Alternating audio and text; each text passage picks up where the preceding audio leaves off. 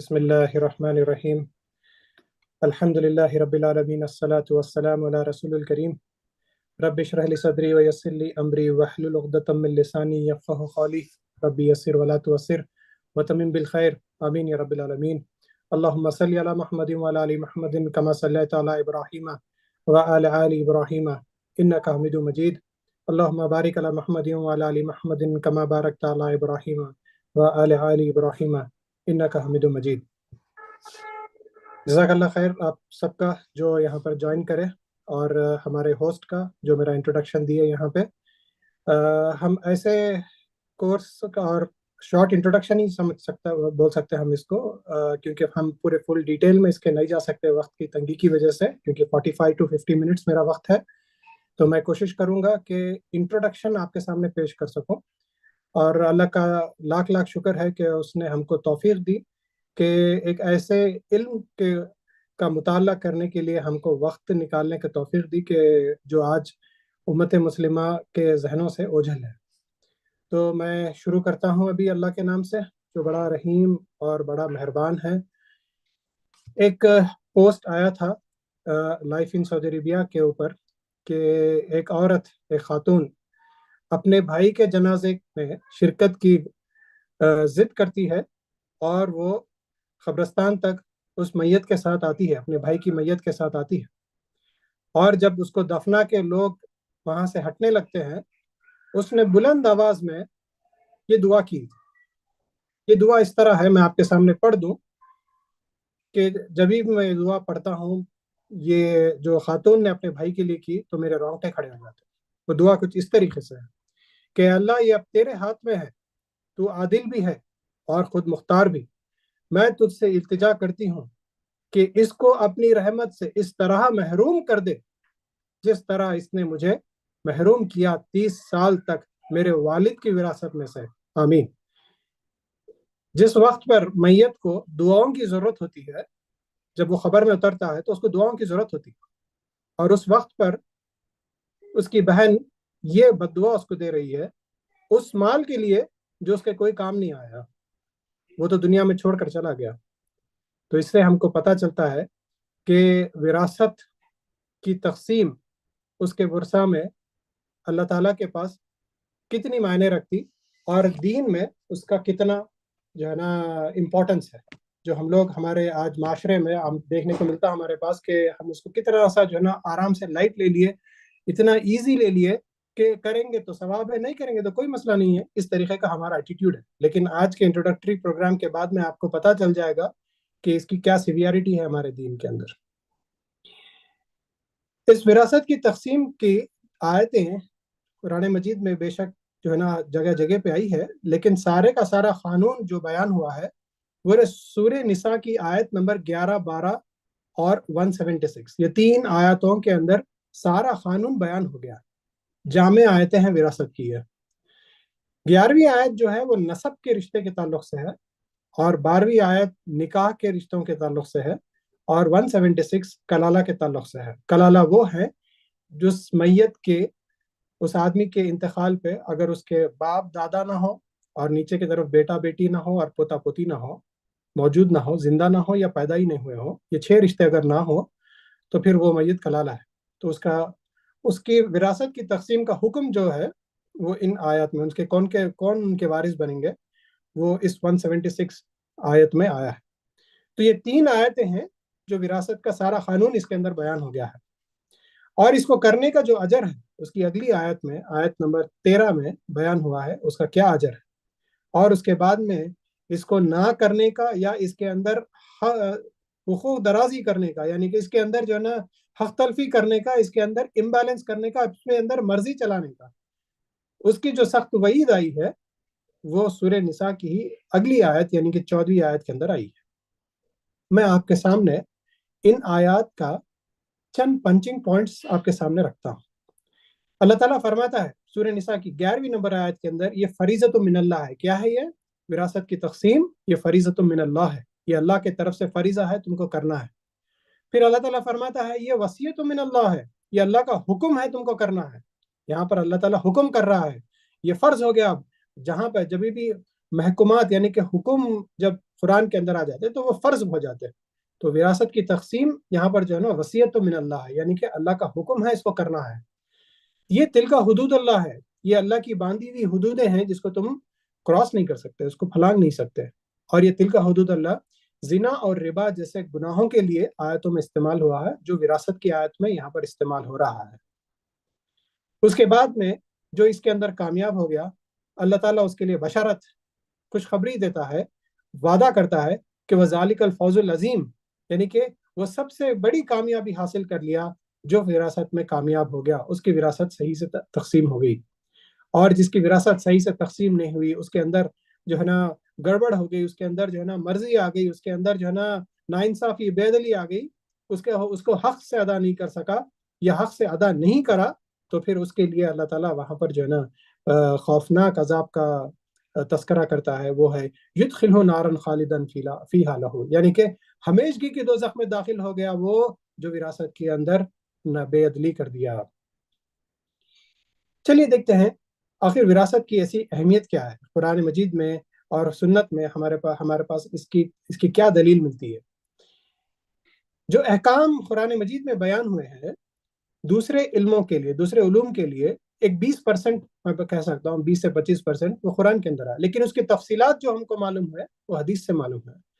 لیکن وراثت ایک ایسا علم ہے جو کہ 80 سے 90% تک آپ کے قرآن کے اندر ہی بیان ہو گیا. جو بھی ابھی میں آپ کے آیت جو آپ کے سامنے رکھا، 3 آیتیں، 11ویں 11 12 اور 176، یہ 3 آیت کے اندر سارا قانون بیان ہو گیا. اس لیے آپ مجھ سے یہ نہیں پوچھ سکتے کہ آپ جو وراثت کا قانون ابھی ہمارے سامنے پیش کر رہے ہیں وہ کون سے مسلک کا ہے. نہیں، ہر مسلک میں اس میں سیم ہے. کیوں؟ اس لیے کہ سارے کا سارا قانون قرآن کے اندر ہی بیان ہوا. ٹھیک، تو اس لیے جو ہے نا یہاں پر آپ اس سے اندازہ لگا سکتے ہیں کہ اللہ تعالیٰ نے قرآن کے اندر ہی اس کا سارا قانون بیان کر دیا، تو اس کی کیا اہمیت ہے. دوسری اہمیت اس کی یہ ہے، تب تک تو ہم یہ سنتے آئے کہ اسلام جو ہے نا سارے کا سارا قرآن اور سنت ہے. لیکن اگر آپ دیکھیں گے یہاں پر کہ ابو داؤد کی روایت ہے جس میں آپ رسول اللہ صلی اللہ علیہ وسلم نے فرمایا اصل علم 3 ہے، باقی زائد ہے: محکومات، قائم سنت اور وراثت کے صحیح فیصلے. تو یہ 3، قرآن، سنت اور وراثت، یہ 3 علوم ہے جو ہمارے اسلام میں آتے ہیں. تیسری اس کی اہمیت یہ ہے کہ یہ علم ایسا ہوگا جو دنیا میں سب سے پہلے اٹھا لیا جائے گا. ابن ماجہ روایت کرتے ہیں، ابو ہریرہ رضی اللہ تعالیٰ اس کے راوی ہیں، علم وراثت خود بھی سیکھو، دوسروں کو بھی سکھاؤ، یہ آدھا علم ہے، اس کو پہلا دیا جائے، اور یہ پہلا علم ہے جو میری امت سے اٹھا لیا جائے گا. اس کی سخت وعید جو ہمارے قرآن مجید میں آتی ہے کہ 4 گناہ ایسے ہیں جس کے کرنے پہ ہمیشگی کی دوزخ ہے. اس کے دلیل جو نا قرآن اور سنت میں بھی ہم کو ملتی. سب سے پہلا ہے جو آدمی کفر کرے اور توبہ نہ کرے، اس کے انتقال سے پہلے اگر اس کی توبہ نہیں ہوئی، اور اس کے بعد جو آدمی شرک کرے اور توبہ نہ کرے، اور جو آدمی قتل کرے اور وراثت میں ناانصافی کرے. یہ چاروں لوگ ایسے ہیں جس کو ہمیشگی کی دوزخ. ایسا نہیں ہے کہ وہ اپنی سزا پالیں گے اس کے بعد میں پھر جو ہے نا سزا ختم کر کے اپنی جنت میں جائیں گے، ایسا نہیں ہوگا، وہ ہمیشگی کی دوزخ میں رہیں گے. ایک مشکات کی ایک روایت ہے جس میں آپ رسول اللہ صلی اللہ علیہ وسلم نے فرمایا جو شخص اپنے وارث کو اس کی میراث سے محروم کرے، اللہ سبحانہ و تعالیٰ قیامت کے دن اس کو جنت سے محروم فرمائے گا. اس سے آپ اندازہ لگا سکتے کہ اللہ تعالیٰ کے پاس وراثت جو ہے نا کتنی اہمیت رکھتی اور کتنی اس کی سخت وعید ہے. ہم سمجھتے ہیں کہ ہم کفر نہیں کرے، شرک نہیں کرے، کسی کا قتل نہیں کرے تو ہم جو ہے نا جنتی ہے. لیکن ہمارے ذہنوں سے شیطان نے وراثت کو اس طریقے سے اوجھل کر دیا، اس طریقے سے ہمارے ذہنوں سے بھلا دیا کہ ہمارے پاس کوئی فکر ہی نہیں ہوتی کسی کے انتقال پہ وراثت کی تقسیم کی جائے. اگر کسی کے گھر میں اگر وراثت کی تقسیم کی سوال بھی اٹھا تو وہ معیوب سمجھا جاتا کہ ابھی تو میت کا تدفین ہوئی اور یہاں پر بانٹنے کی بات کر رہے. دیکھا گیا تو اسلام کے اندر میت کے فوری بعد جو ہے نا وراثت کی تقسیم ہی تو ہے، جو ہم لوگ جس کو جو ہے نا معیوب کر بیٹھے. وراثت کا مفہوم کیا ہے، یعنی کہ وراثت کا ڈیفینیشن کیا ہے؟ ویری سمپل، بہت آسان ہے.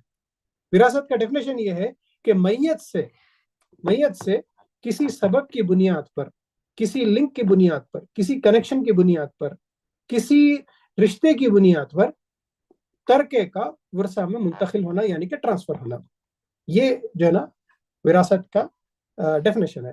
تو آپ دیکھ رہے ہوں گے اس کے اندر 3 چیزوں کی ضرورت ہے. سب سے پہلا میت کا ہونا ضروری ہے.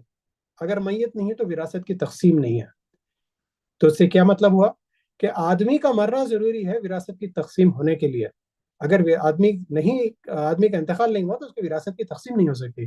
لوگ بولتے نا کہ میں اپنی وراثت کی تقسیم اپنی حیات میں کر کے جانا چاہ رہا ہوں اس لیے کہ میں چاہ رہا ہوں کہ میرے بعد اولاد لڑ لے میری. نہیں، ایسا نہیں ہو سکتا.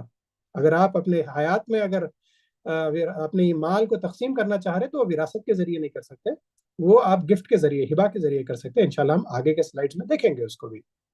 تو وراثت کیا ہے؟ وراثت کے لیے میت کا ہونا ضروری ہے. میت نہیں ہے تو وراثت نہیں ہے.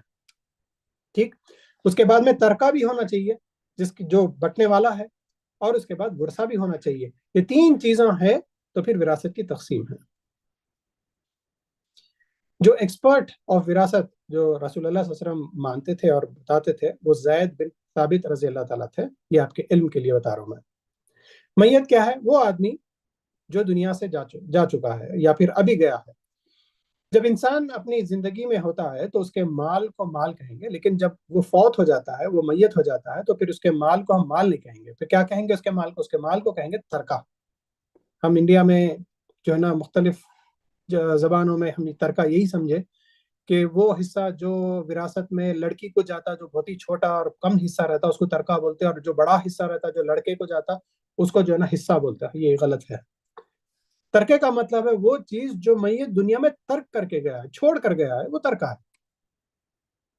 اب اس کے اندر حصے ہوں گے ترکے کے اندر، لیکن ترکہ کیا ہے وہ سمجھیں گے ہم اب. ترکہ وہ ہے وہ چیز جو میت دنیا میں چھوڑ کر گیا ہے. وہ مال جو میت دنیا میں چھوڑ کر چلا گیا اور اس میں میت کا ہونا ضروری ہے. چاہے وہ مال کی کتنی بھی کم ویلیو کیوں نہ ہو، چاہے کتنی زیادہ بھی ویلیو کیوں نہ ہو، وہ سارے کا سارا ترکے میں شامل ہے. وہ سارے کا سارا ترکے میں شامل ہے. دوسری چیز یہ ہے کہ وہ چیز اس میت کی ملکیت میں ہونا ضروری ہے. چاہے وہ پراپرٹی کسی کے نام پہ رجسٹرڈ کیوں نہ ہو، اس سے کوئی فرق نہیں پڑتا. ملکیت کا ہونا ضروری ہے. ایگزامپل، میں کوئی پراپرٹی خریدا لیکن میں کسی میں میرے بیٹے کے نام پہ رکھا، یا میری بیوی کے نام پہ رکھا، یا میرے بھائی کے نام پہ رکھا، لیکن یہ نام پہ رکھنا اس کی ملکیت میں نہیں آتا. وہ ملکیت میری ہی ہوگی جب تک کہ میں اس کو نہیں بولا کہ یہ تمہارے لیے ہے، میں میرے طرف سے تمہارے لیے گفٹ ہے. تو جب ملکیت اس میں تبدیل ہوتی شریعت میں، ورنہ ملکیت میری ہی رہے گی. وہ تو رجسٹریشن چاہے وہ کسی کے بھی نام پہ کیوں نہ ہو. تو یہ جو ہے نا ملکیت، تو ملکیت کا ہونا اس میت کا ضروری ہے. چاہے اس کا پینشن بھی کیوں نہ ہو. جب تک کہ میت کا پینشن آ رہا تھا لیکن اب اس کا انتقال ہو گیا، لیکن اب اس کی پینشن کو اس کی بیوی میں بیوی کے لیے ٹرانسفر ہونے کے لیے جو وقت لگتا 4 5 6 مہینے کا، اس کا پینشن جمع ہوتے رہتا. تو جس وقت اس کی بیوی کے نام پہ پینشن ٹرانسفر نہیں ہوا، جتنا پینشن اس دوران جمع ہوا اس کے اندر بھی حصے ہوں گے، کیونکہ وہ بھی ترکے میں شامل ہے. اگر ایک پراپرٹی ایسی ہے جو دکان ہے فار ایگزامپل، جو کرائے پہ دی ہوئی ہے اور ترکے میں ابھی اس کا بٹوارا نہیں ہوا، اس کی تقسیم نہیں ہوئی، سب لوگ یہ مان لیے، یہ لے کے چلے کہ جو ہے نا اس کو بعد میں ڈسٹریبیوٹ کریں گے، اس کا ریونیو جنریشن ہے اس سے، تو ہوگا یہ کہ اس سے جو ریونیو آ رہا ہر مہینے تو اس سے جو ریونیو آ رہا ہر مہینے، جو کرایہ آ رہا، اس کرایہ میں ہر مہینے وراثت کی تقسیم ہے. تو ترکے کے متعلق جو حقوق ہیں وہ 4 ہے. یعنی کہ وہ کیا ہے؟ وہ ترکہ وہ چیز جو میت دنیا میں چھوڑ کے گیا. تو وہ جو مال جو چھوڑ کے گیا، اس مال کے 4 حقوق ہیں. پہلا حق یہ ہے کہ اس مال سے اس میت کا کفن دفن کا خرچہ نکالا جائے. اگر کوئی دے رہا ہو تو کوئی مسئلہ نہیں ہے، لیکن اس ترکے کا حق ہے وہ کہ اس کے کفن دفن کا خرچہ اسی کے ترکے میں سے لیا جائے. دوسری چیز ہے اس کی قرض کی ادائیگی. اس کے قرض کی ادائیگی ہے. اگر بندہ جو میت ہے، اگر اس کے کوئی قرضے ہیں جو لوگوں سے لیا ہوا ہو یا لوگ اس کو دینا ہو، تو اس کو سیٹل کریں گے پہلے انسٹنس میں. ٹھیک ہے. دوسرے میں اللہ کا قرضہ پے کریں گے. یعنی کہ اللہ کے قرضے میں کیا آیا؟ زکوٰۃ آئی. اگر وہ میت اگر زکوٰۃ نہ دیا ہوا ہو یا پھر دے رہا تھا اس کا انتقال ہو گیا ہو یا پھر 2-3 سال سے نہ دیا ہوا تھا ہو تو وہ زکوٰۃ پوری اللہ کے قرضے کی ہے, تو پھر اس کے مال میں سے اس کے ترکے میں سے زکوٰۃ ادا ہوگی. اگر میت صاحب نصاب تھا, صاحب حج کر سکتا تھا وہ, ٹھیک ہے, اس معاملے میں یہ ہوگا, اور وہ حج نہیں کر کے تھا تو ایسے صورت میں یہ ہوگا کہ اس کا جو ترکہ چھوٹا ہوا ہے تو اس میں سے حج ہوگا. کسی کو حج بدل کے لیے بھیجیں گے جس کا آلریڈی حج ہو چکا ہو, اس شخص کو اس کا حج بدل کرنے کے لیے بھیجیں گے. یہ اللہ کا قرضہ ہے, اس کے ترکے میں سے وہ اماؤنٹ نکالا جائے گا. اور میت اگر اپنی زندگی میں جھوٹی قسم کھایا ہوا ہو تو وہ بھی جو ہے نا اب اس کا کفارہ ادا ہوگا اس کے ہی ترکے میں سے. تو یہ اللہ کے قرضے ہیں 3 جو میت کے ترکے میں سے ادا ہوں گے. اور بندوں کے قرضے میں سے بیوی کا اگر مہر ہے تو وہ مہر بھی ادا ہوگا, اور لوگوں کا جو لین دین اس کا تھا وہ بھی جو ہے نا کلیئر ہوگا. تو پہلے قرضے کے اندر بندوں کا قرضہ ہوگا ادا, اور اس کے بعد میں بال بچا تو پھر اللہ کا قرضہ ادا ہوگا. اب یہ 2 قرضوں کے بعد میں اگر مال بچ جائے تو پھر وہ 3rd سٹیج میں جائے گا, اور وہ ہے وصیت کا اجرا, یعنی کہ وصیت کا ایگزیکیوشن. اگر میت اپنی زندگی میں وصیت لکھا ہوا ہو کہ میرے بعد میں ان آدمی کو, یہ صاحب کو, میرے فلاں رشتے دار کو, فلاں دوست کو اتنا دو, تو پھر وہ ایگزیکیوٹ ہوگا. یہ تیسرا ایگزیکیوٹ ہونے کے بعد میں, ہاں اور ایک بات میں یہ بتا دوں کہ وصیت لکھنا ہی ضروری نہیں ہے, بلکہ اگر وہ بتا بھی دیا اپنی زبان سے کہ میں یہ کرنا چاہ رہا ہوں میرے جانے کے بعد میں ان کو اتنا دینا, تو وہ بھی وصیت ہو جاتی. اس کا لکھنا ضروری نہیں ہے, ٹھیک ہے. اگر لکھا تو بہت اچھی بات ہے, لیکن اگر زبانی بھی بولا تو بھی وہ وصیت میں انکلوڈ ہوگا.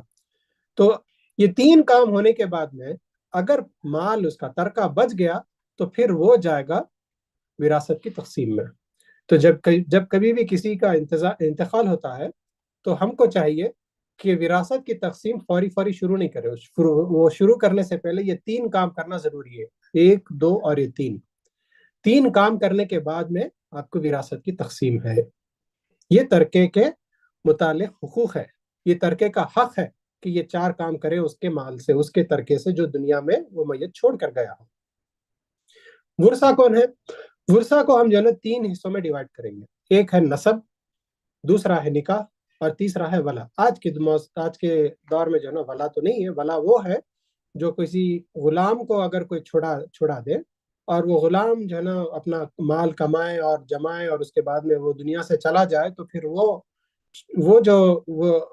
غلام جو آزاد ہونے کے بعد میں مال کمایا اور ترکہ اس کا رہ گیا, تو اس کے اگر ورثہ نہ ہو تو پھر جو اس کو آزاد کرایا تھا وہ اس کا ولا بن جاتا, یعنی کہ ولی بن جاتا, اور وہ اس کے وارث بنتا. تو یہ لیکن آج کے دور میں نہیں ہے, تو اس لیے ہم اس کے پر زیادہ کانسنٹریٹ نہیں کریں گے. ہمارا ڈسکشن ہوگا نسب اور نکاح, یہ 2 ہمارے ڈسکشنز ہوں گے. نسب کے اندر اگر آپ دیکھیں گے اس کے اندر 3 ہے. اصول یعنی کہ میرے اپ سائڈ میں, فروع میرے ڈاؤن سائڈ میں, اور حوشی میرے سائڈ وائز میں. اصول مطلب میرے باپ, میرے دادا, میرے پردادا, میرے پڑپردادا, میری دادی, نانی, یہ سب کے سب میرے اصول میرے اپ سائڈ میں ہے. نسب سے ہے میرے یہ. نسب مطلب بلڈ ریلیشنز, بلڈ جو ریلیٹیوز رہتے ہیں نا اس کو ہم بولیں گے نسب. اور فروع کا مطلب ہے میرے ڈاؤن سائڈ, یعنی کہ میرا بیٹا, میری بیٹی, میرا پوتا, میری پوتی, پڑ پوتا, پڑ پوتا, پڑ پوتی, یہ سارے کے سارے میرے فروع سے نیچے کی طرف ہے. اور حوشی میرے سائڈوں کی طرف ہے. میرے سائڈوں کی طرف کون ہوتے ہیں؟ میرے بھائی, میری بہن, میرا بھتیجا, میرا چچا زاد, میرے اللہ اخیافی بھائی یعنی کہ ماں شریک بھائی, باپ شریک بھائی, یہ سارے جو ہے نا میرے حوشی میں آتے ہیں. یہ سارے کے سارے جو ہے نا یہ ہے میرے نسب سے. تو یہ لوگ ہوں گے میرے وارث, اور شوہر بیوی ایک دوسرے کے لیے وارث. یہ پورے وراثت کے اندر صرف یہ 2 ہی ہے جس کی جو ہے نا بحث آئی ہے ان آیات میں, سورہ نساء کے 11 12 اور 176 کے اندر. اگر ایک آدمی کا جب انتقال ہو جاتا ہے تو یہ ان سارے اس کے وارث ہوتے ہیں. 4 کام جو اس کے انتقال پہ کرنا ہے, چوتھا کام وراثت کی تقسیم ہے, یہ سارے اس کے ورثہ ہیں. اس کی باپ, اس کی ماں, اس کا دادا, اس کا دادی, اس کی نانی, اس کا بیٹا, اس کا بیٹی, اس کی پوتا, اس کا پوتی, اس کی بیوی, اگر ایک سے زیادہ ہو تو وہ سارے, اور اس کی بہن, اس کا بھائی, اس کا بھتیجا, اس کا چاچا زاد, اور اللاتیاں اور اخواتیں. یہ سارے کے سارے اس کے اپنے وارث ہیں. ہاں بات یہ ہے کہ اگر کسی کے موجودگی میں کوئی اور محروم ہو سکتا ہے، لیکن اسکوپ میں جو آتے تو یہ سارے کے سارے رشتے ہیں. اسی طریقے سے اگر عورت کے ملکیت میں کچھ مال ہو، جیسے کہ اس کے باپ سے کچھ ملا تھا، اس کے بھائیوں سے اس کو گفٹ ملا تھا، شوہر سے اس کو کچھ گفٹ ملا تھا، وراثت میں اس کے باپ سے کچھ، ماں باپ سے اس کو کچھ ملا تھا، اس کا اپنا کچھ کمایا ہوا تھا، یہ سارا جو ہے نا اس کا اپنی ملکیت کا ہے. ایسا نہیں ہو سکتا کہ بیوی کے انتقال پہ شوہر جو ہے نا اس کا سارا مال لے لے اور بولے کہ میں ہی تو دیا تھا اس کو. یہ نہیں ہو سکتا، ایسا نہیں ہے. جب کبھی بھی ایک شوہر اپنے بیوی کے لیے کچھ مال گفٹ کر رہا ہو، چاہے سونے کی شکل میں ہو یا پیسے کی شکل میں ہو، وہ کلیئر ہونا پڑے گا کہ وہ مال کی ملکیت کس کی ہے. جیسے کہ اگر میں اپنے بیوی کو اگر کچھ سونا دلا رہا ہوں، کچھ ہار دلا رہا ہوں، تو پھر اس کو بتانا چاہیے مجھے کہ اس کی ملکیت کس کی ہے. یہ تمہارا ہی ہے، یہ تمہاری ہی ملکیت ہے، یا میرا ہے، یہ میری ملکیت ہے. یہ کلیئر ہونا ضروری ہے، گرے ایریا میں نہیں رہ سکتا. کیوں؟ اس کے پیچھے وجہ ہے. جس کی ملکیت ہے زکوٰۃ اس کے اوپر فرض ہے، اور وہ زکوٰۃ اسی کو پے کرنا ہے، اور مرنے پر، اس کی میت ہونے پر وراثت کی تقسیم میں اس کے جائے گا جو جس کی ملکیت میں ہے وہ. تو اس لیے اپنے گھروں میں جتنے بھی سونا ہے، جتنا بھی پیسہ ہے، اس میں کلیئرٹی رہنا کہ بیگم کا کتنا ہے اور شوہر کا کتنا ہے. تو اگر بیگم کے پاس، بیوی کے پاس اگر کچھ مال اس کی ملکیت کا ہے، تو پھر یہ سارے اس کے رشتہ دار، اس کے وارث ہیں. کون کون؟ اس کا شوہر، اس کی ماں، اس کا باپ، اس کا دادا، اس کی دادی، اس کی نانی، اس کا بیٹا اور اس کا بیٹی. یہ بیٹا بیٹی اس شوہر سے بھی ہو سکتے یا پچھلے شوہر سے بھی ہو سکتے جو اس کے نسب سے ہے، جو اس کی طلاق ہو گئی یا پھر وہ بیوہ ہو گئی وہ پہلے شوہر سے، لیکن اس کی ایک اولاد تھی. تو وہ اولاد اور یہ شوہر سے جو اولاد، جتنے بھی اولادیں اس کے نسب سے ہے، اس کے مرنے پہ نکالیں گے، کوئی محروم نہیں رہے گا. تو سارے کے سارے اس کے ورثہ ہے. تو پوتا اگر ہے تو اس کی پوتی، اس کا بھائی، اس کی بہن، اس کا بھتیجا، اس کا چاچا، اس کا چاچا زاد، اس کے لاتیاں رافیاتیاں. سیم جو عورت آدمی کے لیے ہوتا وہی یہاں پر عورت کے لیے بھی ہے. یہی اس کے وارث ہے جو آدمی کے لیے ہوتے. ایسا کہیں نہیں ہو سکتا کہ میں ہی دلایا تھا اس کو تو میں اس لیے واپس لے رہا ہوں. نہیں ہو سکتا ایسا. آپ اس کو کلیئر ہونا پڑے گا کہ یہ آپ کا ہے یا میرا ہے. اور زکوٰۃ کی روح یہ ہے کہ جو صدقے کا، جو مالی امداد کا یا مالی قربانی کا جو جذبہ اس کی روح ہے، وہ بیویاں اپنے شوہروں سے اپنی زکوٰۃ دلوا کے وہ روح کو ختم کر دیتی. نہیں، اس کو اپنے زیور میں سے دینا پڑے گا زکوٰۃ، اگر اس کی ملکیت میں کوئی سونا ہے تو. ورنہ اس کی روح جو اصل مطلوب ہے زکوٰۃ کا وہ مکمل نہیں ہو رہا. ٹھیک، واضح ہے یہ؟ تو اس لیے آپ لوگ اس بات کا خیال رکھیں کہ ملکیت کو ڈیفائن کرو، اور اس کے بعد میں پھر جو ہے نا اس کی زکوٰۃ بھی ادا کرو، اور وہ پھر آپ کی وراثت کی تقسیم میں جائے گا، آپ کے اپنے ورثہ میں. آپ کے اپنے ماں باپ کو جائے گا، اپنے دادا دادی کو جائے گا، اور نانی کو جائے گا، سب کو جائے گا. ٹھیک ہے، جتنے رشتے میں آپ کو یہاں پر بتایا. زندگی میں مال کا استعمال تین طرح سے ہوتا. ہم اگر ابھی ہم زندہ ہے تو ہم ہماری اولاد میں یا پھر ہمارے اولاد سے باہر اگر کسی کو دینا چاہ رہے، اولاد میں بھی اگر دینا چاہ رہے، تو اس مال کا استعمال کس طریقے سے ہوتا؟ وہ وصیت کے ذریعے سے ہوتا، ضروریات کے ذریعے سے ہوتا، اور ہبہ کے ذریعے سے ہوتا. چلیے دیکھتے ہیں ایک کے بعد ایک لے کے کہ یہ کیا چیزیں ہیں. سب سے پہلے وصیت. وصیت وہ ہے جو آدمی اپنی زندگی میں یا اپنے مرنے کے بعد اپنے ورثہ سے ہٹ کے کسی اور کو کچھ دینا چاہ رہا ہو تو وہ وصیت کے ذریعے دے سکتا ہے. پھر ایک بار بتا دوں میں، آدمی اپنی زندگی میں یا اپنے میت ہونے کے بعد یا اپنے مرنے کے بعد اپنے ورثہ سے ہٹ کے کسی باہر والے کو کچھ دینا چاہ رہا ہو جو اس کے وارث نہیں ہے، وہ وصیت کے ذریعے دے سکتا ہے. اس کے اندر کیا آیا تھا؟ یہ وصیت ورثہ سے باہر ہونا، یہ غیر ورثہ کے لیے ہے. دوسری چیز، اس کے اندر ورثہ کو شامل نہیں کیا جا سکتا. تیسری چیز، شریعت کے خلاف نہیں ہونا. جیسے کہ میں اگر بولوں کہ میری وصیت یہ ہے کہ میرے جانے کے بعد میرے دوست کو 20% میرے اس میں سے دینا جو سنیما تھیٹر کا یا پھر جو ہے نا کوئی ڈسکو پب کا جو ہے نا مالک ہے، وہ اپنے بزنس میں لگائے گا. ٹھیک، تو یہ شریعت کے خلاف ہے. تو کیا ہوگا؟ وصیت رد نہیں ہوگی، وہ پوائنٹ وصیت میں کا رد ہو جائے گا، وہ امپلیمنٹ نہیں ہوگا. اور یہ سارے جو ہے وہ 33% سے کم ہو تو بھی سیف سائڈ 32% لے کے چلیں گے. یہ روایت کہاں سے ملتی ہے ہم کو؟ اس کا ریفرنس بھی ہے.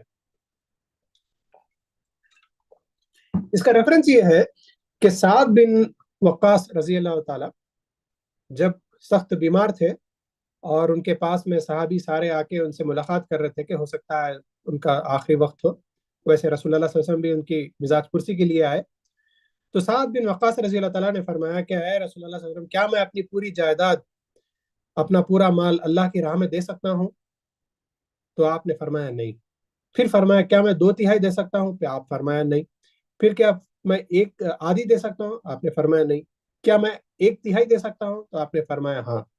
تو اس طریقے کی ہم کو روایت ملتی ہے، لمبی روایت ہے جو صحیح المسلم اور reference number 1748C، book number 44 اور حدیث نمبر 68 اس کا ریفرنس ہے یہ.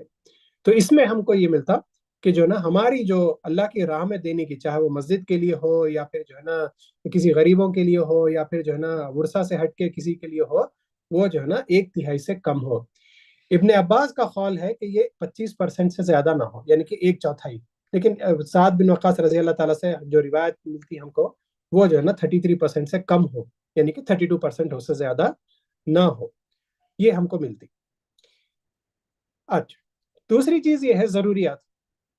اب میں اگر میرے زندگی میں میری اولاد کو اگر کچھ دینا چاہوں ضروریات کی بنیاد پر، تو میں کم زیادہ کر سکتا ہوں کہ اگر وہ ضرورت مند ہو تو. جیسے کہ ایک بچہ ہے جو زیادہ بیمار ہوتا ہے، ایک بچہ ہے جو زیادہ کھانا کھاتا ہے، ایک بچہ ہے جو ذہین ہے پڑھنا چاہتا ہے، دوسرا بچہ اتنا ذہین نہیں ہے. تو اس میں جو ہے نا میں کم زیادہ تک کر سکتا ہوں. میں کوئی بچہ کوئی پریشانی میں پھنس گیا تو اس کو پریشانی میں سے نکالنے کے لیے میں جو ہے نا زیادہ پیسے خرچ کر سکتا ہوں اس پہ. دوسرے کو اس کی ضرورت نہیں ہے، اس کے اوپر نہیں خرچ کر سکتا ہوں. تو اس کے اندر ضروریات کے اندر اوپر نیچے ہو سکتا ہے، آگے پیچھے ہو سکتا ہے، کم زیادہ ہو سکتا ہے. لیکن ہبا ایک ایسی چیز ہے جس کے اندر برابری ہے.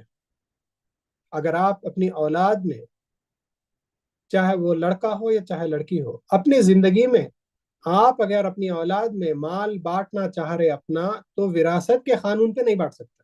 وراثت کا قانون تو آپ کے مرنے کے بعد ہوگا. تو اپنے اولاد میں اگر بانٹنا ہے تو لڑکے کو اتنا ہی جتنا دے رہے اتنا ہی لڑکی کو دینا پڑے گا. اس کی روایت ملتی بخاری کی حدیث ہے، روایت ہے 2586، اور مسلم کی جو ہے نا 1623 حدیث نمبر ہے، جس میں ایک شخص آپ رسول اللہ صلی اللہ علیہ وسلم کے پاس میں آیا اور فرمایا کہ اے رسول اللہ صلی اللہ علیہ وسلم، آپ گواہ رہنا، میں نے اپنے ایک لڑکے کو ایک غلام ہبا میں دیا ہے. تو آپ نے فرمایا کیا تمہارے دوسرے بھی اولادیں ہیں؟ تو اس نے فرمایا ہاں ہے. کیا تم ان کو بھی غلام دے رہے ہو؟ تو اس نے کہا نہیں. تو ایک روایت میں آتا کہ رسول اللہ صلی اللہ علیہ وسلم نے فرمایا کہ تم اس سے وہ واپس لے لو کیونکہ تم نے دوسروں کو نہیں دیا. دوسری روایت میں آتا کہ تم یہ ظلم ہے کہ تم ایک کو دو اور دوسرے کو نہ دو، اور اس ظلم پر مجھے گواہ مت بناؤ. یہ دو روایتیں ملتی اس کے تعلق سے. تو اس سے ہم کو پتہ چلتا کہ جب کسی کو ہبا دیا جا رہا ہو، گفٹ دیا جا رہا ہو اولاد میں، تو وہاں پر برابری ہے. Male is to female is equal to 1:1، یعنی کہ 1,00,000 روپے اگر میں لڑکے کو دیا تو لڑکی کو بھی 1,00,000 روپے دینا پڑے گا. ضروریات میں سے اگر ہے، اگر کوئی بچہ ضرورت مند ہے تو میں دے سکتا ہوں، اس میں کچھ برابری کی ضرورت نہیں ہے. لیکن اگر میں بیٹھے بیٹھے کسی کو گفٹ دے رہا ہوں کہ میں بیٹا تو ادھر میں تیرے کو دینا چاہ رہا ہوں، لو 5,00,000 روپے رکھ لو تم اپنے لیے، لیکن اس وقت پہ جو ہے نا میری باقی کے جتنے بھی اولادیں ہیں ان کو بھی دینا پڑے گا. تو اس کے اندر اس کا پرنسپل یہ ہے ہبا کا کہ کسی اولاد کو کم زیادہ نہیں دیا جا سکتا، سب کو برابر دینا پڑے گا. دوسرا، ہر اولاد کو برابر دینا ہوگا. مذکر اور مؤنث میں فرق نہیں ہے، یعنی کہ لڑکا اور لڑکی میں فرق نہیں ہے. وراثت کے قانون پہ نہیں دیا جا سکتا.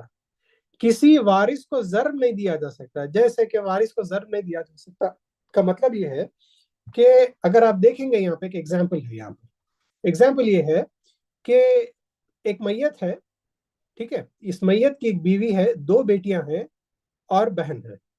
بیٹا نہیں ہے یہاں پر، نہ اوپر باپ ہے.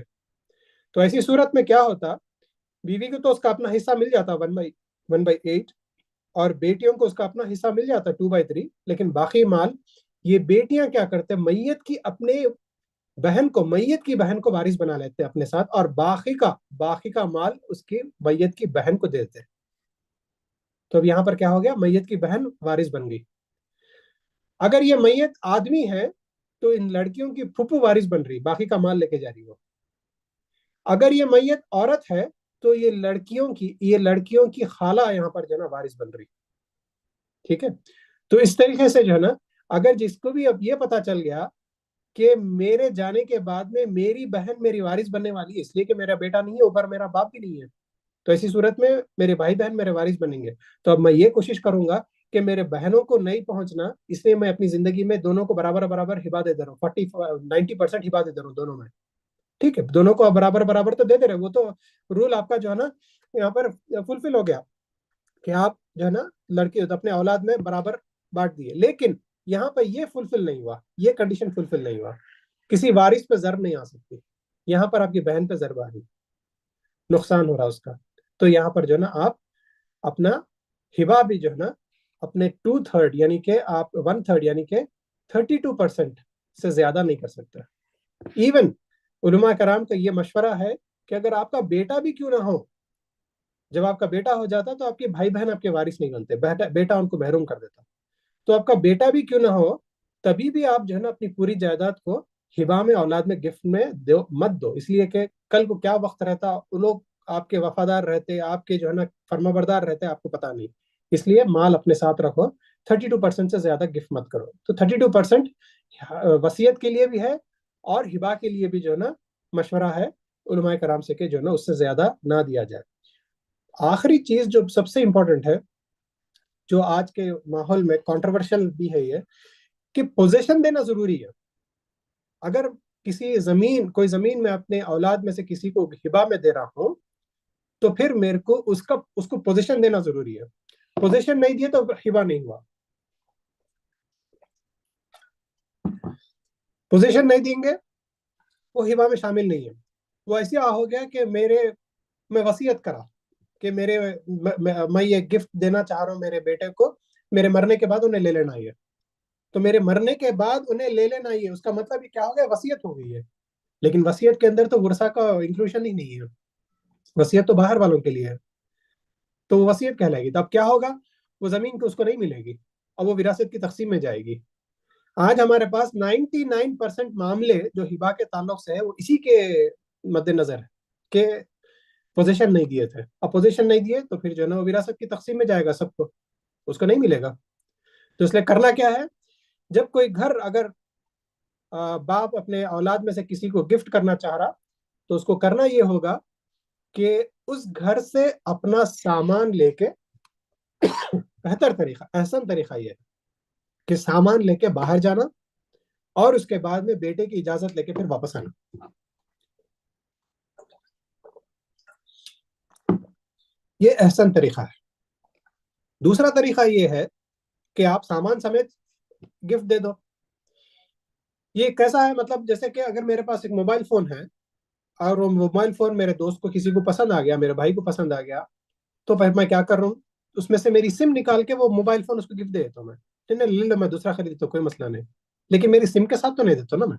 میرا لیپ ٹاپ بیگ ہے، بیگ پسند آیا تو میں کیا کروں گا، میرا لیپ ٹاپ نکال کے، میرا سامان اندر سے نکال کے میں بیگ گفٹ کروں گا اس کو. لیکن میرے لیپ ٹاپ کے ساتھ تو بیگ نہیں دے دوں گا نا میں. اسی طریقے سے اگر فلیٹ گفٹ کر رہا ہوں تو میرا سامان نکالنا پڑے گا، مجھے باہر لانا پڑے گا، اس کے بعد میں اس کی اجازت لے کے اندر آنا پڑے گا میرا سامان لے کے. اگر آپ یہ تکلف سے بچنا چاہ رہے تو پھر آپ جو نا اپنے پورے سامان سمیت اس کو جو نا گفٹ دے دو گھر. یا ہلا طریقہ یہ ہے جو علماء کرام جس کا مشورہ نہیں دیتے کرنے کے لیے، وہ یہ طریقہ ہے کہ آپ اپنا سامان جو آپ کا ہے وہ آپ ایز بطور امانت آپ اپنے بیٹے کے پاس رکھا دو، لسٹ بنا دو کہ یہ میرا سامان ہے،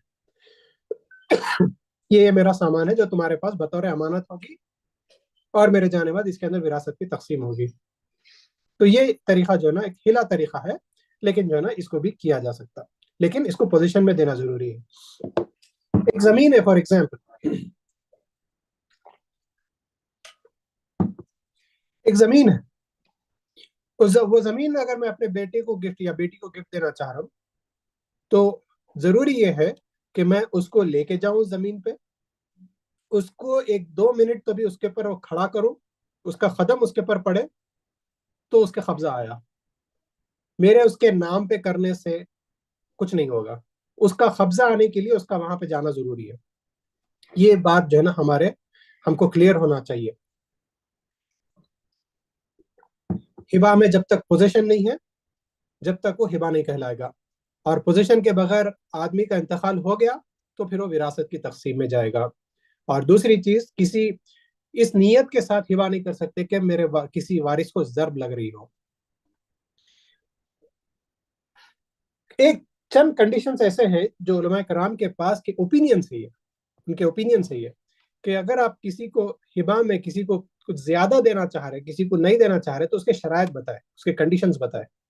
پہلا کنڈیشن یہ ہے کہ وہ لڑکا یا لڑکی جس کو آپ دینا چاہ رہے اور دوسروں کو نہیں دینا چاہ رہے وہ آپ کی خدمت گزار ہو.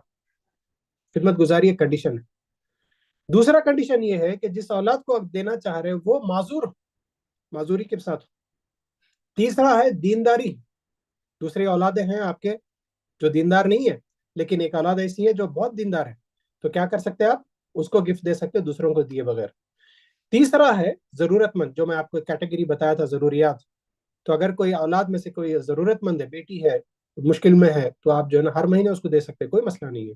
کیوں؟ ضرورت مند ہے وہ.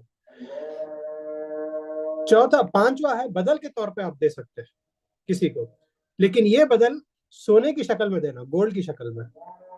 کیوں؟ اس لیے کہ اگر آپ کے پاس سے آپ کی اولاد کو ایک بڑا بیٹا ہے آپ کا، اس کو 20 لاکھ روپے میں بدل لے کے گیا ہو اپنا بزنس اسٹیبلش کرنے کے لیے، بدل کے طور پہ دیا، ٹھیک ہے، بہت اچھی بات. لیکن جب آپ کا جب واپس کرنے کا وقت آتا انہیں 20 سال کے بعد میں لا کے دیا وہ 20 لاکھ روپے، انہیں تو وہ 20 لاکھ روپے سے 5 کروڑ کا بزنس اسٹیبلش کر دیا، لیکن وہ 20 لاکھ 20 سال کے بعد میں کیا ہوگی اس کی ویلیو؟ تو اسے ہوگا کیا؟ باقی کے ورثہ کا اس میں نقصان ہوگا. تو اس لیے گولڈ کی شکل میں اگر دیں گے تو اس میں ہوگا کیا؟ تو انہیں 20 سال 30 سال کے بعد بھی جب واپس کر رہا تو گولڈ کی شکل میں ہی واپس کرے گا وہ. تو اس میں ہوگا کیا؟ آپ کے باقی کے ورثہ کا نقصان نہیں ہوگا، ان کے ضرب نہیں پڑے گی. تو اگر کسی کو بدل دے رہے اولاد میں سے تو پھر آپ کو چاہیے کہ وہ گولڈ کی شکل میں اس کو جو ہے نا بطور ہے بدل دیا جا سکتا. اور چھٹویں چیز ہے دوسروں کی اجازت لے. اگر آپ کسی کو دینا چاہ رہے ہیں، اب 4 بچے ہیں آپ کے، چاروں کے چاروں خدمت گزار ہیں، لیکن آپ کسی کو دینا چاہ رہے ہیں اپنے طرف سے، تو ویسی صورت میں آپ اپنے مرضی کے مالک نہیں ہو سکتے. یہاں پر مال کے تعلق سے کیا کرنا ہے؟ آپ کو دوسرے اولادوں کی اجازت لینا پڑے گا کہ میں فلاں کو جو ہے نا میں اتنا اماؤنٹ دینا چاہ رہا ہوں، میں آپ لوگوں کو نہیں دے سکتا ہوں، اتنا میرے پاس نہیں ہے کہ میں آپ کو بھی دوں. آپ کو کوئی مشکل ہے کیا؟ اگر باقی کی اولاد بولی کہ ہمارا کوئی تکلیف نہیں ہے آپ دے دیجئے، تو پھر آپ دے سکتے ہیں. اگر اس میں سے کوئی ایک بھی بول دیا کہ نہیں میرے کو بھی چاہیے، تو پھر آپ اس کو بھی دینا پڑے گا. تو یہ کنڈیشنز ہے آپ کے ہبا کے. تو ایک بار اس کو سمری کر دوں میں کہ زندگی میں یاد رکھیے ورثہ کو اگر آپ کچھ دے رہے ہیں تو ہبا کے ذریعے دے سکتے، وہ 1:1، یعنی کہ لڑکا اور لڑکی میں کوئی تفرقہ نہیں ہے. اگر تفرقہ ہے تو وہ ضروریات پہ ہے، جس کو ضرورت زیادہ ہے آپ اس کو جو ہے نا زیادہ دے سکتے ہیں اپنی زندگی میں. ٹھیک ہے، آپ کے میت ہونے کے بعد میں اپنے ورثہ کو آپ جو دیں گے وراثت کے ذریعے دیں گے. زندگی میں جو دیں گے وہ ہبا اور ضروریات کے ذریعے دیں گے، مرنے کے بعد میں وراثت کی تقسیم میں دیں گے. غیر ورثہ یعنی کہ باہر والوں کو آپ اپنی زندگی میں وصیت کے ذریعے دیں گے اور مرنے کے بعد بھی وصیت کے ذریعے دیں گے. یہ دو آپ کے جو ہے نا غیر ورثہ کے لیے، اس کے اندر ورثہ کو شامل نہیں کیا جا سکتا. اب ورثہ ان ڈیٹیل دیکھیں گے ہم. یہ وراثت کے ارکان ہیں جس کو انٹرنل فیکٹرز بھی کہا گیا. انٹرنل فیکٹرز کیا ہے؟ وہ وراثت کے ارکان. یہ ارکان میں سے کوئی ایک رکن بھی نہ ہو، ایک پلر بھی نہ ہو تو وراثت کی تقسیم نہیں ہو سکتی. تو سب سے پہلا ہے وارث کا ہونا ضروری ہے، چاہے وہ وارث نسب سے ہو، نکاح سے ہو، ولا سے ہو، کوئی کسی نہ کسی سے ہو، وہ ہونا ضروری ہے.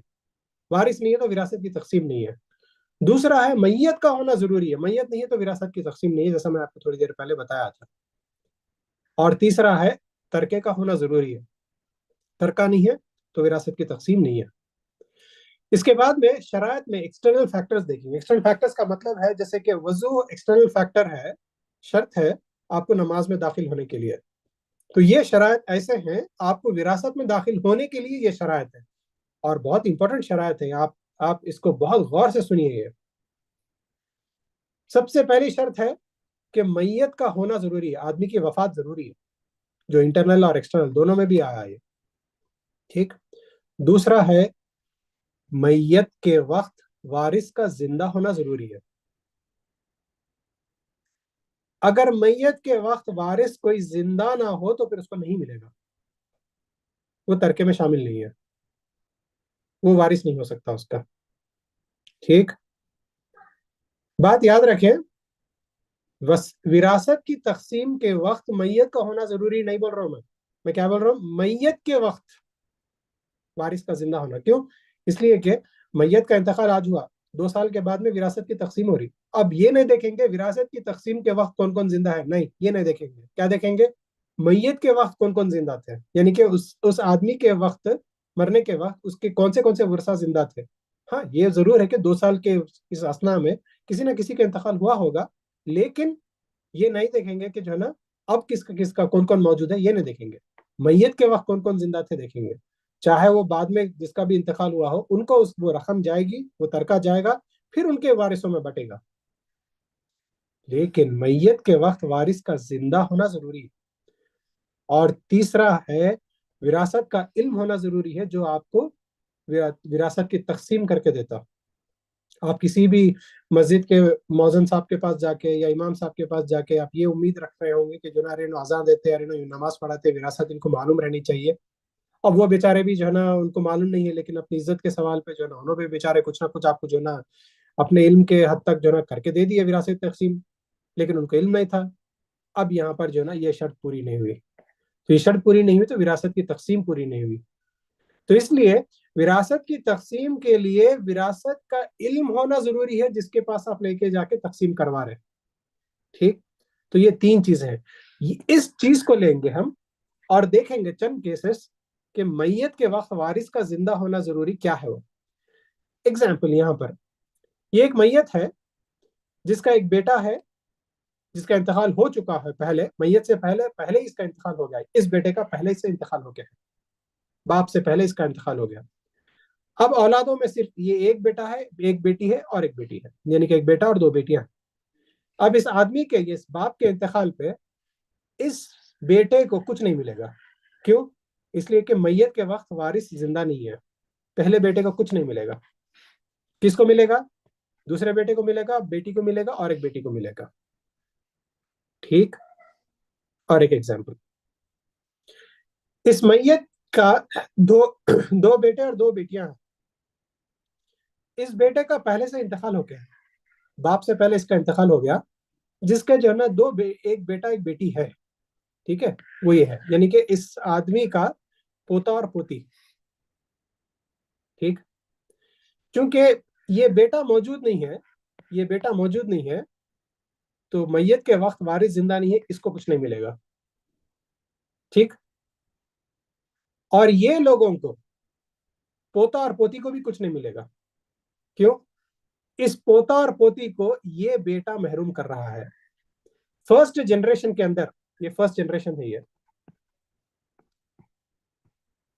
ये फर्स्ट जनरेशन है और ये सेकंड जनरेशन है। ठीक, ये फर्स्ट जनरेशन का कोई भी मर्द नीचे के सारे जनरेशन के औलादों को महरूम कर देता, चाहे वो उसका बाप जिंदा हो या ना हो। ये बेटा टू जो है, ये बेटा टू जो है, नीचे के जनरेशन के सारे पोते पोतियों को सबको महरूम कर दे रहा, जिसकी वजह से नीचे के पोते पोतियों को कुछ नहीं मिल रहा। अब हमारे पास होता ही है कि जब भी इस आदमी का जब इंतकाल होता, इस आदमी का जब इंतकाल होता, तो इसके मरे हुए बेटे के, मरहूम बेटे के बीवी और बच्चे वहां पे उस घर में आ जाते हैं और बोलते कि हमारा हिस्सा दो। अब हमारे शौहर तो नहीं है, अब हमारा हिस्सा भी नहीं देते क्या आप? लेकिन कानूनन अगर देखा जाए, शरीयत में अगर देखा जाए, तो इनका कोई हिस्सा नहीं है, इसलिए कि इनका ये बेटा, बेटा टू उनको महरूम कर रहा है। दूसरा एग्जाम्पल, ये बेटा, फर्स्ट बेटा जिसका इंतकाल हो गया, उसके बाद ये तीसरा बेटा है, बेटा 1 है, ये बेटा 2 है, बेटा 3 है और ये बेटा 4 है। बेटा 4 के भी पोते हैं, उसके अपनी औलाद है, बेटे 1 के भी औलादे हैं, यानी कि इस मैयत के 4 पोते पोतियां हैं। जब मैयत का, ये आदमी का जब इंतकाल हो जाता, तो ये बेटा 1 ना रहने की वजह से इसको कुछ नहीं मिलेगा, और उसके फर्स्ट जनरेशन में ये सारे बेटे होने की वजह से اس کے نیچے کے جنریشن کے ساروں کو کچھ نہیں ملے گا. اب آپ یہاں پہ دیکھ رہے ہوں گے کہ مرے ہوئے بیٹے کی اولادوں کو بھی کچھ نہیں مل رہا اور با حیات بیٹے کی اولادوں کو بھی کچھ نہیں مل رہا. دونوں میں کوئی فرق نہیں ہے. جو محروم کر رہے ہیں نیچے کی جنریشن کو وہ فرسٹ جنریشن کا مرد بچہ یعنی کہ لڑکا محروم کر رہا ہے. تو ایسی صورت میں جب میت کو اپنی زندگی میں یہ معلوم ہو جائے کہ میرے جانے کے بعد میں یہ پوتا پوتیاں جو میرے مرے ہوئے بیٹے کے پہلے بیٹے کے پوتے پوتیاں ہیں ان کو کچھ نہیں مل رہا، تو وہ یہ کر سکتا ہے کہ چونکہ یہ ان کے وارث نہیں بن سکتے تو وہ وصیت کے ذریعے ان کو دے سکتا ہے. وصیت کے ذریعے اپنے پوتا پوتیوں کو پورا 32% دے سکتا ہے جو اس کا اختیار کردہ حصہ ہے. یہ چیز ہم کو معلوم نہیں رہتی اور وہ صاحب انتقال کر جاتے اور اس کے بعد میں نیچے کے جنریشن کے مرے ہوئے بیٹے کے اولادیں اور ان کی بیوی آ کے کھڑے ہو جاتے. تو یہ ہمارے معاشرے میں مسئلہ ہے. اس کو ہم کو عام کرنا ہے کہ اس کا سولوشن کیا ہے. اب دیکھو یہ ایک سیناریو ہے جس کے اندر یہ اسپیکر پہلا صاحب بیٹا ہے. معذرت کیا ہم 2 منٹ کا بریک لے سکتے ہیں فیڈ بیک فارم کے لیے؟ ہاں ٹھیک ہے جیسی آپ کی مرضی. آڈینس سے گزارش ہے کہ فیڈ بیک فارم ان کے اسکرینز پہ ڈسپلے ہوا ہے تو آپ فیڈ بیک فارم فل کیجئے اور جیسے ہی فل ہوتا ہے تھمس اپ ڈالیے چیٹ میں. جیسے ہی ہمیں 2 تھمس اپ ملیں گے انشاءاللہ ہم کنٹینیو کریں گے.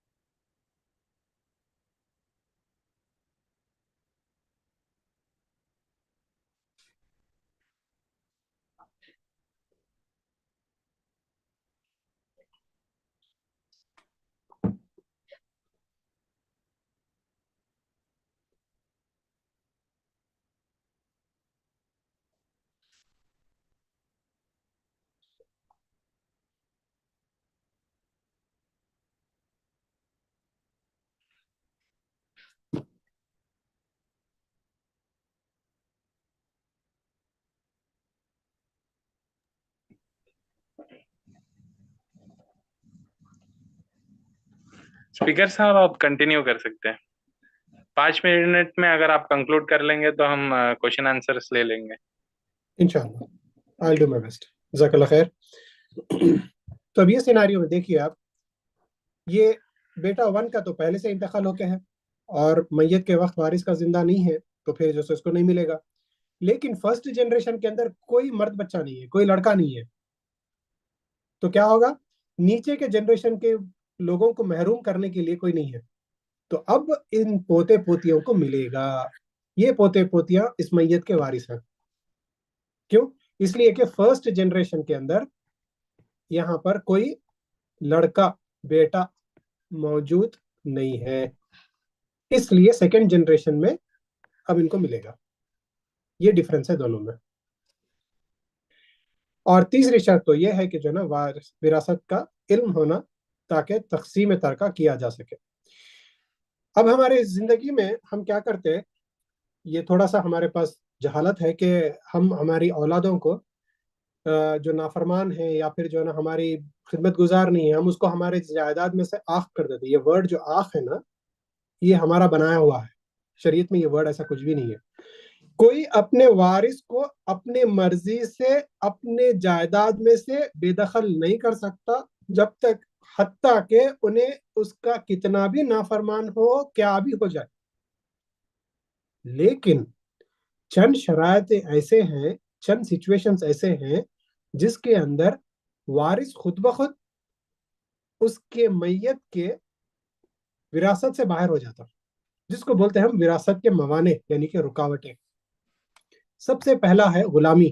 اب تو نہیں ہے لیکن آپ کے علم کے لیے بتا دو کہ غلام کا جو مال ہوتا اس کے وہ آقا کا ہوتا.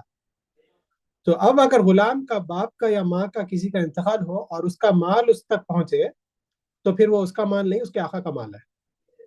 تو اس ناحق کو بچانے کے لیے یہاں پر جو ہے نا غلامی جو ہے وہ وراثت کے موانع ہے. اس کو نہیں ملے گا جب تک کہ وہ غلامی میں سے باہر نہیں آیا۔ دوسری چیز یہ ہے کہ اگر کوئی آدمی اپنے مورث کا قتل کر دے، مورث کا مطلب جس سے اس کو وراثت ملنے والی ہے، مورث سے وراثت جاتی اس کے وارث کو، مورث سے وراثت جاتی اس کے وارث کو، تو جس کو جاری اس کو وارث بولتے ہیں، اور جو جس کے پاس سے جاری اس کو مورث بولتے ہیں۔ اگر وارث اپنے مورث کا قتل کر دیا، چاہے جان بوجھ کے ہو یا پھر انجانے میں ہو، لیکن اس کے ہاتھ سے ہو گیا، تو ویسی صورت میں وہ اس کی وراثت سے باہر ہے۔ چوتھا ہے اختلاف دین۔ اگر کوئی وارثوں میں سے، ورثہ میں سے، اگر کوئی دین کو چھوڑ کے، اسلام کو چھوڑ کے کوئی اور مذہب، کوئی اور ریلیجن اپنا لیا، مرتد ہو گیا، تو ویسی صورت میں وہ اپنے وراثت سے اس کے باپ کی یا اس کے دادا کی، اس کے بھائی کی، اس کے ماں کی، جو بھی اس کا مورث ہے، اس کی وراثت میں اس کو شامل نہیں کریں گے، وہ باہر ہو جائے گا۔ اور چوتھا ہے ولد الزنا۔ اگر زنا سے کوئی بچہ ہو جائے تو وہ بچہ اس آدمی کا وارث نہیں بن سکتا۔ کیوں؟ اس لیے کہ نکاح کا رشتہ نہیں ہے اس عورت کے ساتھ۔ تو اس لیے ہم دیکھتے ہیں یہاں پہ کہ جو شروعات میں آپ کو ڈیفینیشن بتایا تھا وراثت کے اسباب، میت سے کسی سبب کی بنیاد پر ترکے کا وارثوں میں منتقل ہونا، جو سبب ہے وہ تین ہے: نسب، نکاح اور ولا۔ نسب ہم دیکھ لیے، فروع یعنی کہ میرے نیچے والے، اصول میرے اوپر والے، حوشی میرے آزو بازو والے، بھائی بہن، بھتیجا، چاچا، چچا زاد۔ نکاح کے لیے شوہر اور بیوی ایک دوسرے کے لیے، غلام کا جو نا ولا تو میں آپ کو بتا دیا۔ تو ان تینوں میں سے کوئی ایک کنیکشن یہ میت میں اور ورثہ میں ہونا چاہیے، تو ہی اس کے جو ہے نا اس کو ملے گا، اس وارث کو ملے گا۔ اگر یہ تینوں میں سے کوئی ایک کنیکشن بھی اس آدمی میں نہیں ہے تو اس کو نہیں ملے گا۔ اب فار ایگزامپل یہاں پر دیکھیے ایک سچویشن سے، ایک شوہر ہے، اس کے دو بیویاں ہیں، اور ہر بیوی سے ایک بیٹا ہے اس کا۔ پہلی بیوی کا انتقال ہو گیا، اب اس صورت میں کیا ہوگا؟ اس شوہر اس کا نکاح میں ہے تو اس لیے اس کو انہیں وارث ہے، اور اس کا بیٹا اس کے نسب سے ہے اس لیے انہیں وارث ہے۔ اب اس دوسرے سیناریو میں آپ دیکھ رہے ہیں کہ جو نا یہاں پر اس کا دوسری بیوی کا انتقال ہوا، چونکہ شوہر اس کے نکاح میں ہے تو وہ وارث ہے، اور بیٹا اس کے نسب میں ہے تو یہ وارث ہے۔ اب یہاں پہ تیسرے سچویشن میں آپ دیکھ رہے ہیں کہ یہاں پر شوہر کا انتقال ہوا، تو دو بیویاں اس کے نکاح میں تھیں تو دونوں کے دونوں وارث ہوئے، اور یہ بیوی اس ون سے، یہ بیٹا ون اس کا نسب سے ہے تو پھر یہ وارث ہے، اور بیٹا ٹو سے، یہ بیوی ٹو سے بیٹا ٹو اس کا نسب سے اس کا بیٹا ہے تو پھر جو نا یہ وارث ہے۔ لیکن اگر یہ بیٹا ٹو اگر اس بیوی ٹو کے پچھلے شوہر سے اگر ہوتا تو پھر یہ آدمی کے انتقال پہ اس بیٹے کو نہیں ملتا، اس لیے کہ وہ بیٹے سے اس آدمی کا نسب کا رشتہ نہیں ہے۔ تو اس لیے ہم دیکھتے ہیں کہ آئدر نسب یا نکاح، یہ دونوں میں سے کوئی ایک لنک ہونا میت میں اور اس آدمی میں تو ہی اس کو ملے گا، ورنہ نہیں ملے گا۔ شوہر بیوی ایک دوسرے کے وارث کب سے کب تک؟ نکاح کی محفل جبھی بھی ہوئی اور جہاں پر بھی عقد سائن ہوا وہاں سے جو ہے نا آپ دونوں ایک دوسرے کے وارث شروع ہو گئے۔ اب یہاں پر کسی کا انتقال بھی اگر کیوں نہ ہو جائے، اللہ نہ کرے ایسا ہو، لیکن ان کا کوئی ولیمہ نہیں ہوا، ان کا کوئی جو ہے نا منہ دکھائی کچھ نہیں ہوئی، کچھ بھی نہیں ہوا، نہ ملاقات ہوئی، نہ ودائی ہوئی، تو بھی وہ ایک دوسرے کے وارث ہیں۔ اگر فنکشن ہال میں یا پھر مسجد میں اگر کسی کا انتقال بھی ہو جائے عقد کی محفل میں، جبکہ عقد ہو چکا ہو، تو وہ ایک دوسرے کے وارث۔ جب سے لے کے شوہر بیوی طلاق تک یا پھر کسی کے انتقال تک وہ ایک دوسرے کے وارث رہیں گے۔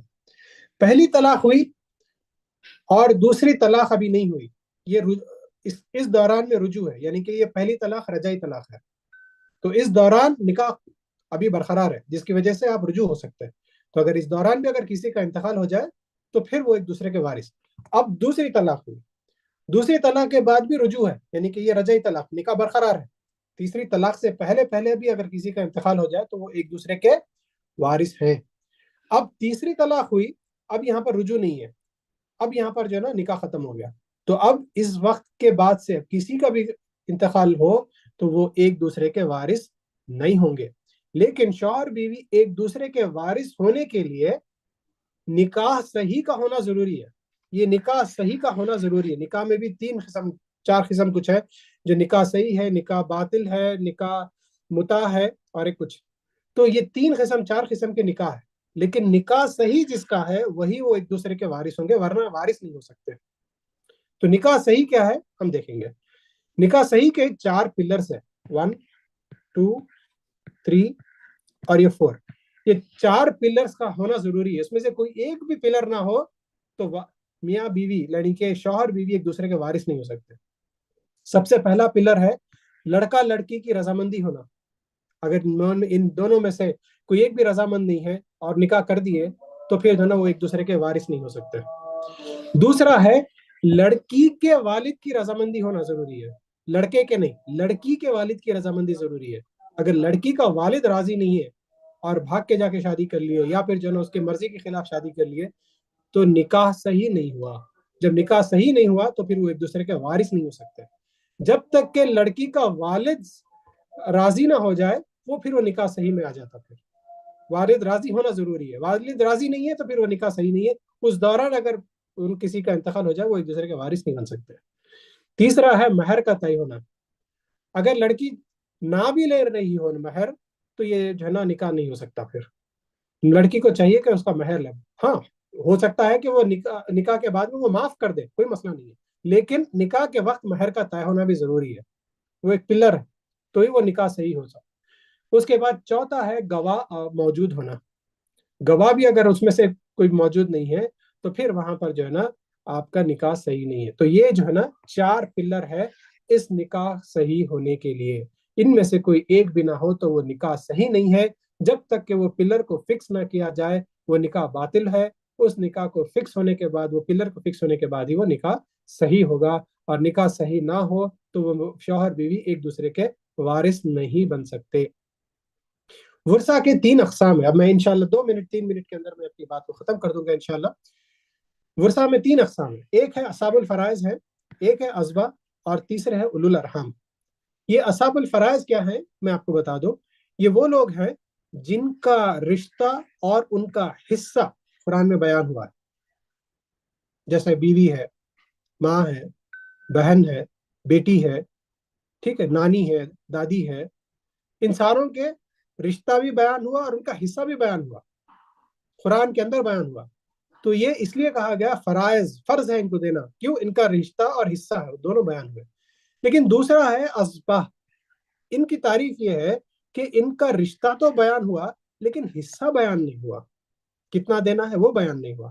تو کیا کریں گے اس صورت میں؟ اس صورت میں یہ کریں گے کہ پہلے ہم جو ہے نا جس کا مال ہے, جس کا فرائض ہے, جیسے کہ یہاں پر بتایا میں آپ کو اصحاب الفرائض, جس کا رشتہ اور حصہ دونوں لکھے ہوئے ہیں, ان کو پہلے دیں گے. اور جو بچا ہوا مال ہے وہ جو ہے نا ہمارے یہ اسبا لے کے جائیں گے, اس لیے کہ ان کا حصہ موجود نہیں ہے, حصہ مقرر نہیں ہے. تو بچا ہوا مال یہ لوگ لے کے جائیں گے. تیسرے ہیں ہمارے اولو الارحام. یہ وہ لوگ ہیں جو نہ کہ اصحاب الفرائض میں سے ہیں نہ اسبا میں سے ہیں. یہ وہ لوگ ہیں جو جیسے کہ نانا ہے یا نواسا ہے یا ماموں ہے یا بھانجا ہے, یہ لوگ جو ہے نا اولو الارحام میں ہے. اولو الارحام میں وہ لوگ آئیں گے جو نسبی رشتہ دار ہوں گے لیکن اصحاب الفرائض اور اسبا کی غیر موجودگی میں یہ لوگ لیں گے.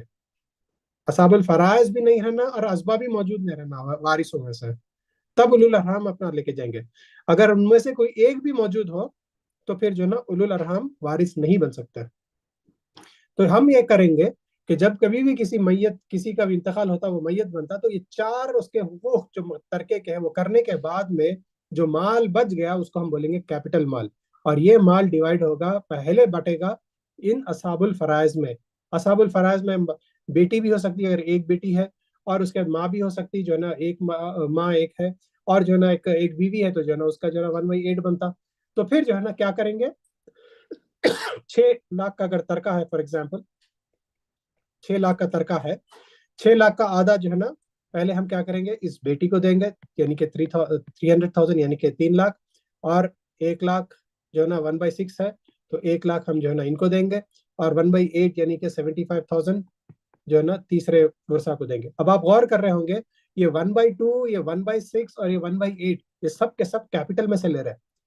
میں ایسا نہیں کر رہا ہوں کہ جو ہے نا پہلے ایک کو دینے کے بعد میں بچے سو 1/6 دے رہا ہوں پھر بچے سو 1/8 دے رہا ہوں, ایسا نہیں.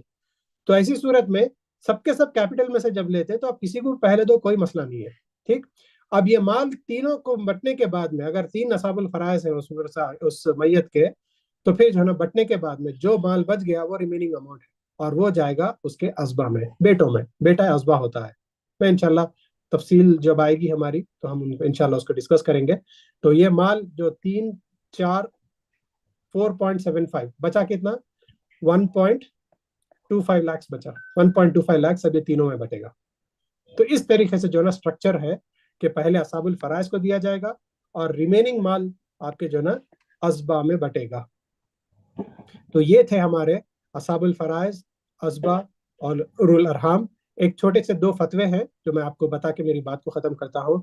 کہ اگر کسی نے کسی کا مال ڈبایا ہو، کسی کا مال جو ہے نا حق تلفی سے کمایا ہو، کسی کی زمین ہڑپی ہو، کسی کا گھر قبضہ کیا ہو، اور وہ اس کے مرنے کے بعد میں اپنے وارثوں کو جو ہے نا وہ بٹنے جا رہا ہو، تقسیم ہونے جا رہا ہو، تو وہ مال جو لوگوں کو ڈبا کے کمایا گیا ہو وہ مال اس آدمی کے لیے بھی حرام ہے، میت کے لیے بھی، اور اس کے وارثوں کے لیے بھی حرام ہے، اس کے ورثہ کے لیے بھی حرام ہے. اب ورثہ کے لیے چاہیے یہ ایک ایکسٹرا ہیڈک کہ اس کے جو اصل اونر ہے جس کے پاس سے یہ کھینچا گیا تھا، لیا گیا تھا، اس کو ڈھونڈیں اور اس کو لے کے جا کے واپس دیں.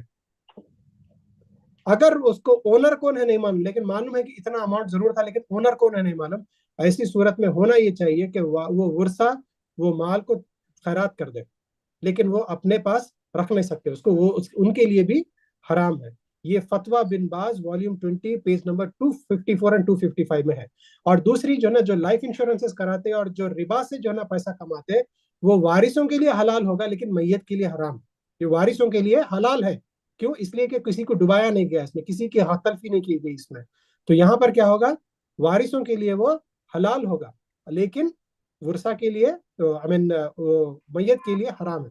تو یہاں پر علماء کرام کا یہ مشورہ ہے یہ کہ چونکہ میت کو اس کا عذاب ہوگا تو یہ مال بھی آپ صدقے میں دے دیں. تو اس سے ہم کو پتہ چلتا کہ اگر ہم کسی سے مال جو ہے نا حق تلفی سے کسی کو ڈبا کے حقوق العباد مار کے کما بھی لیے، یا ہمارے بہنوں کا وراثت کا حصہ ہم رکھ بھی لیے، تو ہمارے مرنے کے بعد ہماری اولاد کے لیے وہ حرام ہے، ان کو واپس کرنا پڑے گا. جب واپس کرنا ہی ہے تو اولاد بولیں گی کہ جو نا باوا تم کیوں ہم جو ہے نا ہمارے کو یہ مصیبت میں ڈالے، کیوں جو ہے نا ہمارے کو یہ واپس کیوں نہیں کر دیے تم سے بھی. تو اس لیے جو نا ہم کو چاہیے کہ ہم اس ساری چیزوں سے دستبردار رہیں. اب یہ ہے وصیت کا سمپل سا ٹائم سیمپل. اب ہو چکا ہے. ہاں تو ٹھیک، چلے ٹھیک ہے. تو میں یہیں پہ اس کو روکتا ہوں. آپ کو جو ہے نا اگر اس کے بارے میں مزید تفصیلات جاننا چاہ رہے تو جو ہے نا یہاں پر میرا یوٹیوب کا چینل ہے جس کے پر میں نے ان سارے ویڈیوز کو اپلوڈ 7 ویڈیوز ہیں. اگر آپ یہ اسکین کریں گے یا پھر جو ہے نا آپ سرچ میں جا کے وراثت رومن نوید ماریں گے تو آپ کو جو ہے نا فرسٹ جو آئے گا وہ یہ آئے گا. آپ جا کر جو ہے نا اس کو تفصیل سے جو ہے نا پوری وراثت کے کورس کو دیکھ سکتے ہیں. اللہ تعالیٰ سے دعا ہے کہ اللہ تعالیٰ ہم سب کو سننے کہنے کے ساتھ ساتھ عمل کی بھی توفیق عطا فرمائے. واخر دعوانا